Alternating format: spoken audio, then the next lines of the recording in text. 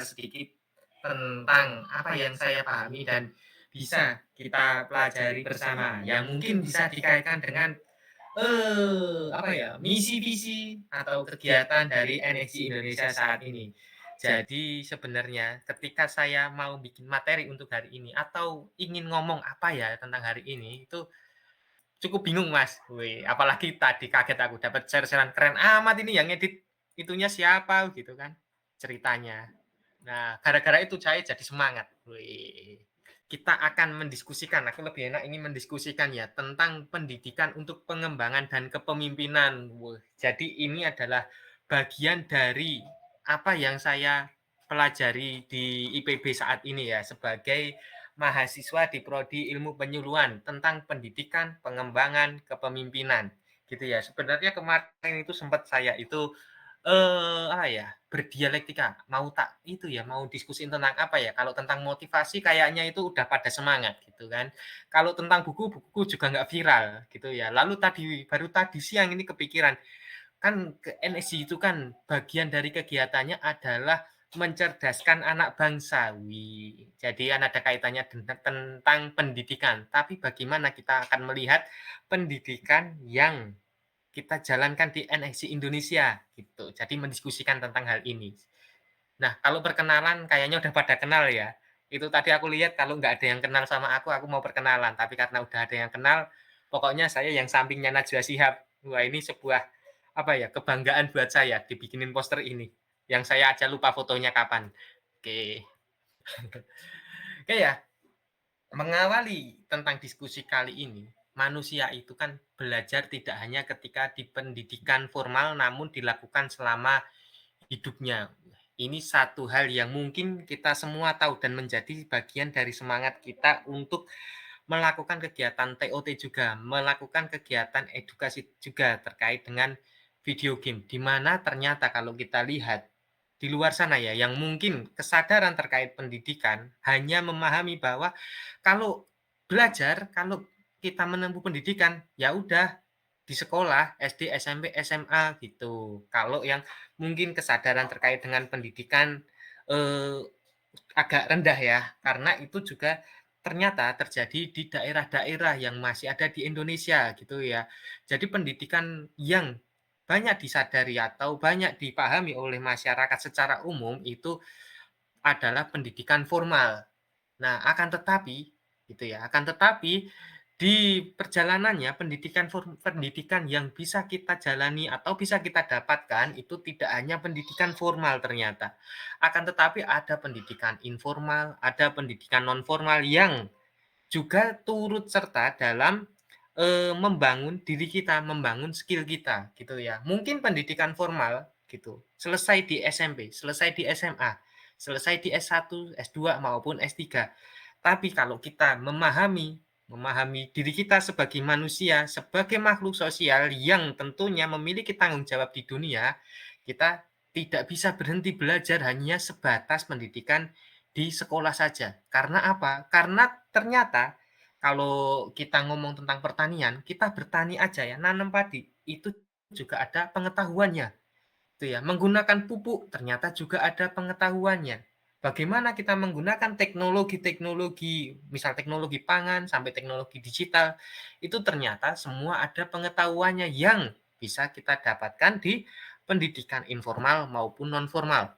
Termasuk ketika kita memberikan kegiatan-kegiatan berupa pengabdian kepada masyarakat, bergabung dengan universitas-universitas lain gitu ya, memberikan TOT dan itu adalah pendidikan bagi orang dewasa. Kalau kita bergerak di ranah ini, ternyata kita itu yang menjadi sasaran kita adalah orang dewasa yang cara belajarnya pun, cukup berbeda dengan bukan cukup berbeda sih, tapi sangat berbeda dengan pendidikan yang ada di SD, SMP, dan SMA. Karena apa? Karena ketika kita melihat subjek yang belajar itu adalah orang dewasa, pasti mereka memiliki orientasi, memiliki tujuan untuk menyelesaikan, permasalahan yang ada dalam dirinya, yang ada dalam kehidupannya. Misal kalau kita ada di ranahnya literasi digital, pasti orang-orang yang excited ya, excited untuk mencerna, memahami, mengkonsumsi pengetahuan tentang kegiatan literasi digital adalah orang-orang yang dia itu sudah memahami permasalahannya.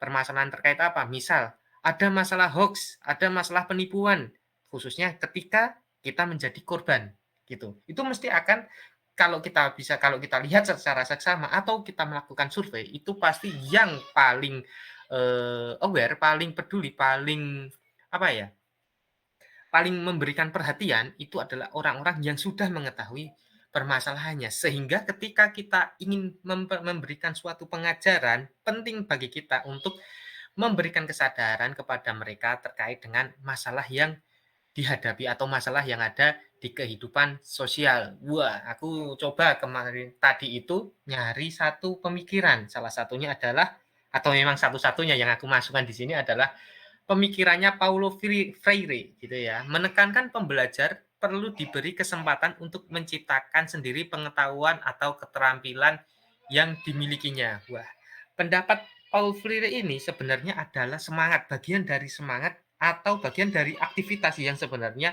kita sudah mulai jalankan melalui kegiatan TOT ya. Apalagi ketika kita kemarin yang ikut ke Jakarta ya. Ya kita ketika kita di Jakarta, kita berusaha untuk memberikan kesempatan bagi teman-teman yang ada di Jakarta dan termasuk mungkin di Makassar, di Cianjur, di Bandung itu untuk menciptakan pengetahuannya sendiri. Dengan cara apa? Pengetahuan terkait dengan video game. Sebenarnya hal semacam ini itu adalah bagian dari pembelajaran partisipatoris gitu ya.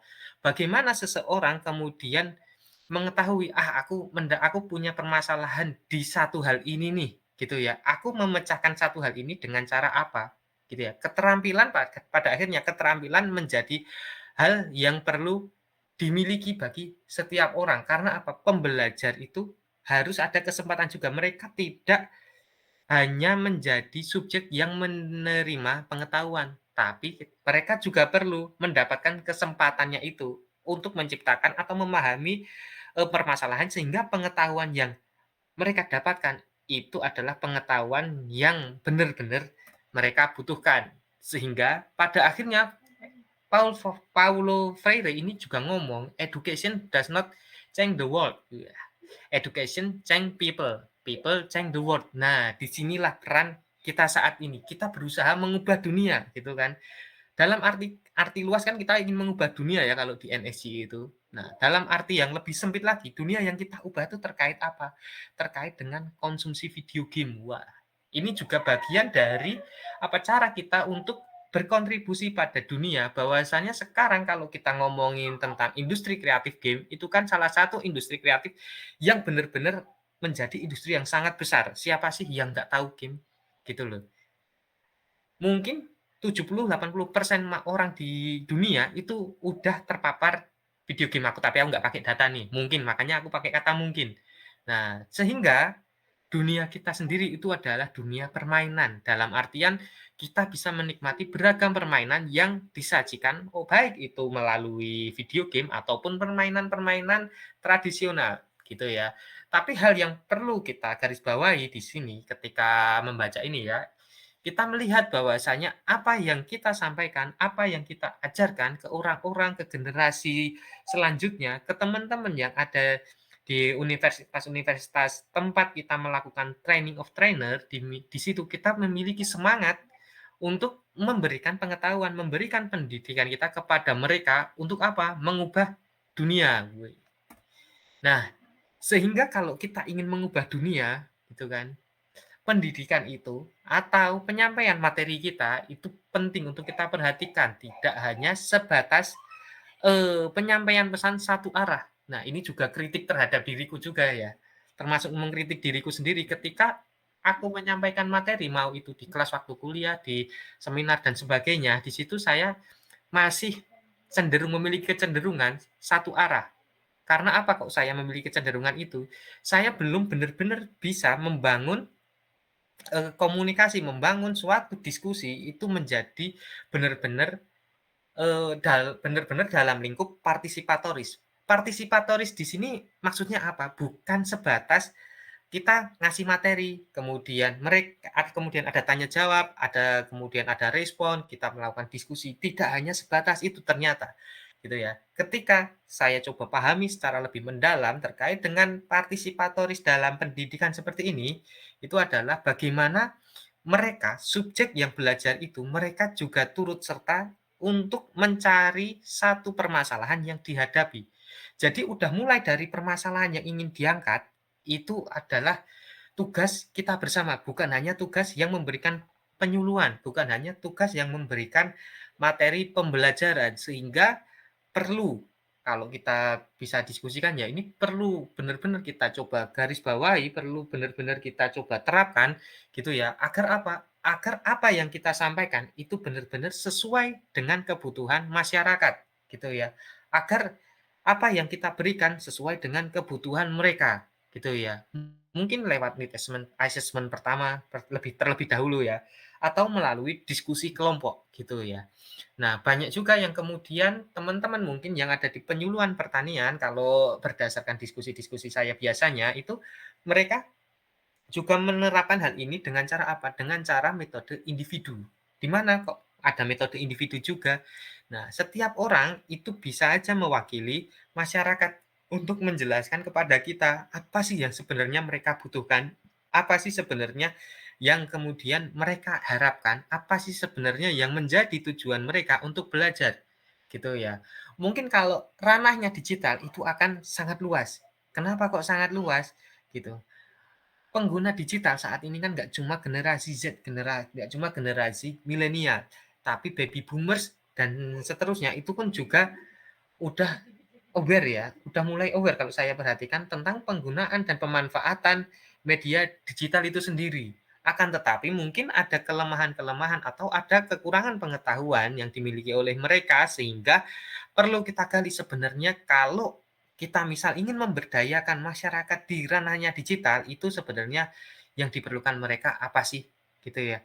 Misal kita mau memberikan sebuah pemberdayaan terkait dengan kepedulian terhadap isu game gitu ya, kan sasaran kalau di NSG kita bersama adalah, orang tua ya, agar tidak secara langsung kena ke anak itu ya, agar orang tua bisa memberikan, perlindungan kepada anak. Nah, disitulah bagaimana sih sebenarnya kebutuhan orang tua itu, kalau kita bisa mendiskusikan ini bersama itu, sebenarnya orang tua itu butuh apa sih, butuh pengetahuan apa untuk mengawasi anak-anaknya terkait dengan konsumsi video game, gitu ya. Dan hal itu menjadi satu titik poin yang mungkin suatu saat bisa kita lakukan sehingga kita akan dapat membangun sebuah program terkait dengan pendidikan kegiatan di masyarakat yang bisa benar-benar menyentuh dan bisa benar-benar, dilaksanakan secara terus-menerus oleh masyarakat.